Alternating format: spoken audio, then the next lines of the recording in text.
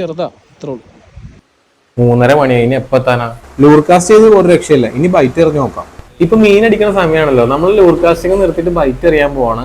അപ്പൊ നമ്മൾ ഇടാൻ പോണത് ഈ സൈഡിലാണ്. അതേപോലെ തന്നെ ചാള, കൂന്തല്, അതേപോലെ ചെമ്മീനും നമ്മൾ കൊടുത്തിട്ടുണ്ട്. ഏതിൽ അടി കിട്ടാൻ നമുക്ക് നോക്കാലോ. മാക്സിമം ചേർത്തൊന്ന് ഇട്ട് നോക്കാം. കല്ലിന്റെ ഇടയിലുള്ള മീനായിട്ടോ നമ്മൾ ടാർഗറ്റ് ചെയ്യണത്.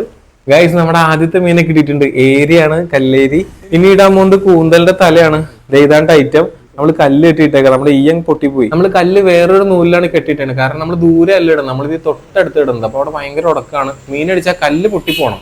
ഗൈസ്, ഒരു കൈ കൊണ്ടാണ് വീഡിയോ എടുക്കുന്നത്, അതുകൊണ്ട് മീൻ അടിക്കുന്ന വീഡിയോ കിട്ടിയില്ല. നമ്മളിത് ഇപ്പൊ പറഞ്ഞ സ്പോട്ടിൽ ഇട്ടിട്ട് നമുക്കൊരു കല്ലേരി കിട്ടിയിട്ടുണ്ട്. അത്യാവശ്യം കുഴപ്പമില്ല കേട്ടോ. അത് എന്റെ കൈയുടെ ഒക്കെ ആ ഒരു സൈസ് ഉണ്ട്. എന്തായാലും നല്ല മീനാണ്. അടുത്തന്നെ നോക്കാം. ഗൈസ്, ഞാൻ ഈ പറഞ്ഞ സ്പോട്ടിൽ മാത്രം നിങ്ങൾ ഇടാവുള്ളൂ. ഇവിടെയാണ് മീൻ ഒളിച്ചിരിക്കുന്നത്. അടുത്തന്നെ നമുക്ക് അപ്പൊ തന്നെ അടുത്തന്നെ കിട്ടിയിട്ടുണ്ട്. ഇനിയും നോക്കാം. പിന്നെ കിട്ടിയത് ഒരു കുട്ടി ഹമൂറാണ്. കൂന്തൽ കണ്ടപ്പോ ചാടി അടിച്ചതാണ്. അതിനെ നമുക്ക് തിരിച്ചു വിടാം. എന്നിട്ട് ഇനിയും നോക്കാം. എന്റെ അമ്മേ, ഇന്ന് നമുക്ക് കിട്ടുന്ന രണ്ടാമത്തെ പാമ്പാണ്. നമ്മുടെ ചൂണ്ടയൊക്കെ നശിപ്പിച്ച് കളഞ്ഞു. ഞങ്ങൾ ഇതിനെ കഴിക്കാറില്ല. പാമ്പല്ല, ഇത് ഈൽ ഫിഷ് ആണ്.